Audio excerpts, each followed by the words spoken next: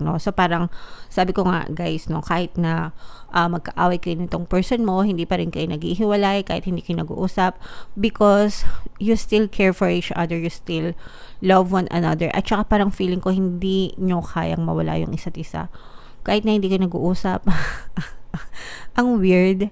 Pero ganun, parang okay lang kahit di kami mag-usap, basta magkasama kami, basta we still feel each other. Nandun pa rin yung presence ng bawat isa. And ang nakikita natin dito guys is naghihilom yung mga sugat nyo, mga kapiksi. Okay?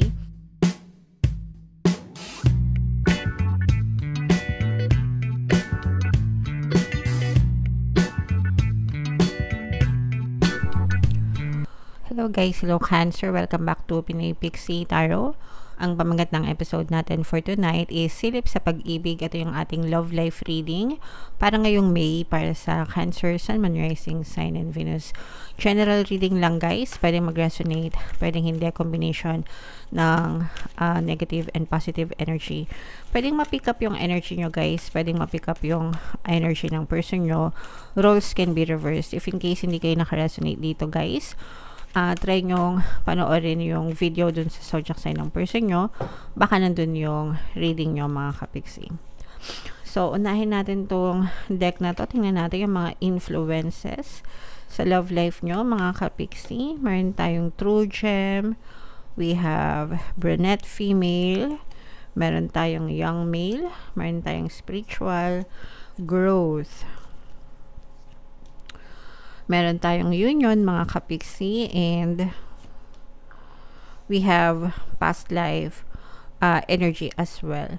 So for some of you guys, no, meron tayong, eto muna yung mga energies, pwedeng he, she, pwedeng he, pwedeng she yung relationship nyo. So brunette female, kayo mangging kaligatan, Pinoy na Pinoy, Pinay na Pinay, mga kapiksi, or pwede rin na ibang lahi guys. Meron tayong young male energy, pwedeng mas bata sa'yo yung person mo, literal sa edad, mga kapiksi, o kaya naman mukhang bata, young looking male mga kapiksi, or pwede rin na sabihin natin medyo immature yung isa sa inyo, either ikaw or siya, depende kung sino yung naka-resonate mga kapiksi. Pero nakikita natin na parang yung iba sa inyo guys, pwedeng reincarnated kayo nitong person mo, pwedeng magkarelasyon na kayo sa inyong past life, and right now parang nagkaroon ulit kayo ng spiritual connection, pinagtagpo ulit kayo ng tadhana mga kapiksi with this union and true gem energy. Mga kapiksi, pwedeng karmic din yung relationship nyo guys, or pwedeng kayo lang talaga yung nakatadhana sa isa't isa mga kapiksi. Parang Romeo and Juliet. Ano ba? Florante at Laura. Hindi ko alam. Basta, yung mga sinaunang tao, yung mga nasa libro, parang ganyan, no? Parang, talaga, you are meant to be together kahit na sa past life nyo, pwedeng hindi kayo nagkatuluyan, pero right now, binibigyan kayo ng chance ni universe na magkatagpo ulit or magtagpo ulit para gampanan itong role nyo sa isa't isa, which is ibigin ang bawat isa. Naks naman. For some of you guys, no, I'm sensing na whatever happens, kahit na magkaroon kayo ng problema nitong jowa mo, nitong partner mo, specific person mo, hindi pa rin kayo naghihiwalay. And if ever man na, let's say for example, may mga problema kayong pinagdadaanan, hindi talaga kayo, pwedeng hindi na nga kayo nag-uusap pwedeng no contact, pwedeng magkasama kayo sa isang bahay, hindi nag-uusap, pero you still remain to be together mga kapiksi. And I'm sensing na itong person mo, babalik at babalik sa ito, uuwi at uuwi sa ito mga kapiksi, because you are his or her home mga kapiksi. So ikaw ang home niya, ikaw ang tahanan niya. So yeah. Napakaganda naman. Comment down below guys if feeling nyo naka-resonate kayo dyan. I-mind nyo ito guys. Mga kapiksi, mind true gem, mind union. Guys, pwedeng pinagtagpo talaga kayo, mind tadhana, ganyan. tingnan natin itong ganap sa love life mo ngayong May. Shuffle ko to guys. Habang sinashuffle natin to, panoorin nyo muna itong video natin regarding sa ating paano mag-manifest ng abundance video course.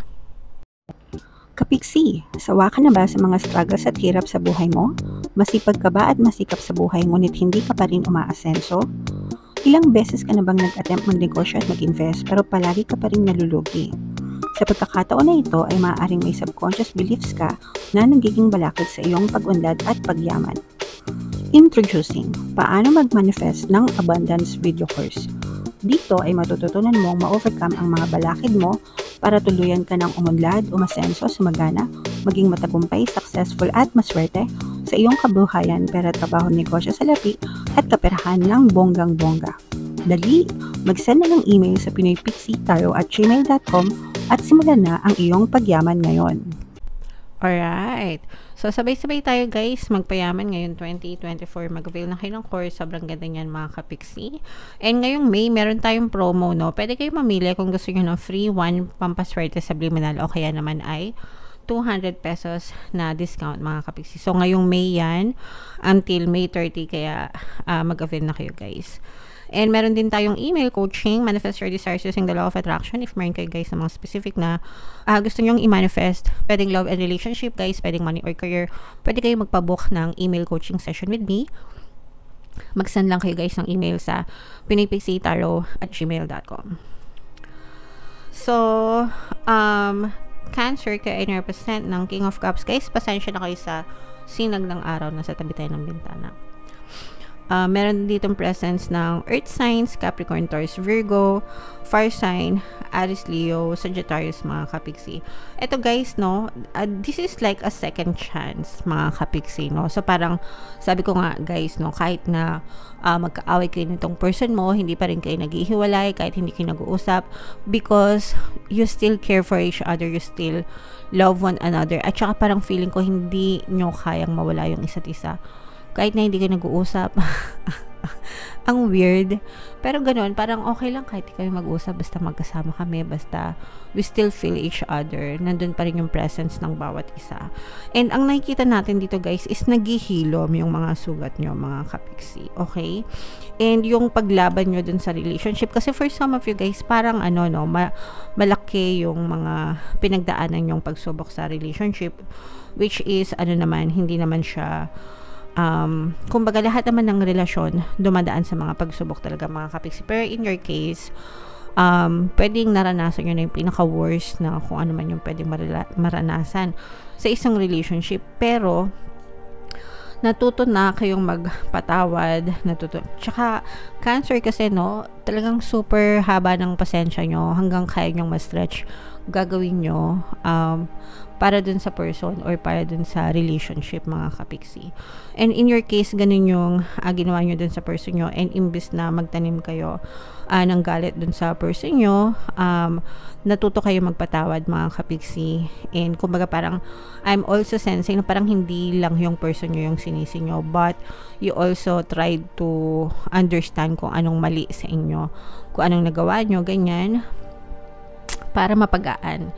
Kumbaga parang hindi nyo lang sinisisi yung person nyo, pero you also took the blame para hindi kayo masyadong magalit dun sa person nyo, guys. And nandito kayo sa proseso ng healing, still healing pa rin, mga kapiksi. But you're okay, no? Mas nagiging ma-okay na kayo ngayon actually. And for some of you, you are also trying to build wealth for the meantime. Kumbaga habang inaantay nyo na maging ma-okay talaga yung inyong relationship. Kasi hindi natin nakikita na sumusuko kayo, no? Talagang pinaglalaban nyo itong relasyon na to, mga kapiksi. Pero habang pinaglalaban nyo yan, pinagtitibay nyo din yung sarili nyo. And actually, mas marami kayong achievements personally, no? Yeah, but dun sa love, parang quiet moments kayo. Parang quiet kayo nitong person mo, guys. Parang you are quietly watching one another. Parang kumbaga tinitingnan nyo yung isa't isa, binabantayan nyo yung isa't isa, quietly being there, no? Yes, parang patiently waiting kayo kung magiging okay ba or hindi yung relationship. Pero at times nandun talaga yung ano, no, yung mga times na umiiyak kayo sa gabi. Kasi yung iba parang gustong sumuko, pero mahal eh, no? Ito ay, this is your energy, water sign energy, or pwedeng may water element din yung person mo. May mga times na nalulungkot kayo, and normal yan, guys, kasi kapag may problema sa relasyon, natural lang na malungkot at umiyak. So, cry if you must. Ilabas nyo lang, di ba? Pero ang maganda dito, guys, is nagre-reflect din kayo. At saka parang mas nagmamature na kayo, mga kapiksi. Kasi yung iba sa inyo, parang I'm sensing na with this young male, pwedeng immature yung person nyo, guys. Sabi ko nga, di ba, may pagka-immature. Pero nag-start na rin maging mature, no? Sa pagdadala ng relationship, mga kapiksi. So, it's going to be okay, Cancer. I mean, yes, pwedeng maging ma-okay yan. Especially doon sa mga hindi pa sumusuko. Pero yung iba, if sumuko na kayo, mga kapiksi, okay lang din yan, no? Wala namang masama dyan. It's your relationship, it's your choice. Pero sa mga nandito para lumaban pa, guys, no? Pwede nyo pakinggan yung mga relationship subliminals natin para maging ma-okay ulit yung relationship nyo. Kahit ano doon, guys. Depende sa sitwasyon nyo, pwede nyo i-combo-combo, mga kapiksi. Libre lahat sa YouTube, guys, kung gusto nyo magpa-customize. Pwede din naman. Okay? So, tingnan natin itong love advice or love message for you, Cancer. Very soon. Okay? So, you have to decide kung ano talagang gusto nyong mangyari sa relationship nyo. Ano lang yan? Go or no go. Let go or stay. Diba? Ibig sabihin, kung gusto nyo magstay sa relationship, kailangan mag-reinvest kayo sa mga positive memories na meron kayo dun sa relasyon. Kasi sa relasyon, no? Yung relasyon, guys, binubuo yan ng mga positive and negative memories, diba? Yung mga pinanggalingan ng pag-aaway nyo, mga negative memories yan. So, kung gusto nyo magstay sa relationship, dapat burahin nyo yung negative memories and replace with reminiscing yung mga positive memories. Okay? And you can try creating positive memories, more positive memories para mas maging harmonious pa yung relationship nyo. Alright? So, ganun lang, mga kapiksi. Decide kayo. Kung gusto nyo naman mag-let go sa relationship, ganun din. I-let go nyo, sure, why not? But it's important na patawarin nyo para hindi kayo magdala ng mga grudges, resentment sa puso nyo. Kasi maapektuhan yan yung next na relationship nyo, mga kapiksi. Okay? So, dapat talagang nile-let go lahat ng negative memories and assumptions pagdating sa relationship. Okay? Alright. So, comment down below, Cancer, if feeling nyo naka-resonate kayo dito sa relationship na to. Kung hindi naman, guys, ito, i-mind nyo yan sa comment section. No? Mind True Gem, Mind Union, kasi nakikita talaga natin na ito, Mind Forgiveness, Mind Acceptance. Kasi nakikita naman natin talaga na mahal nyo yung isa't isa. Pero meron kayong konting problema. And yung mga problema na yun, malalampasan nyo rin kung gusto nyo talaga. Okay? Alright. So, ito yung mga relationship subliminals natin, guys. Pakinggan nyo para makatulong sa inyo.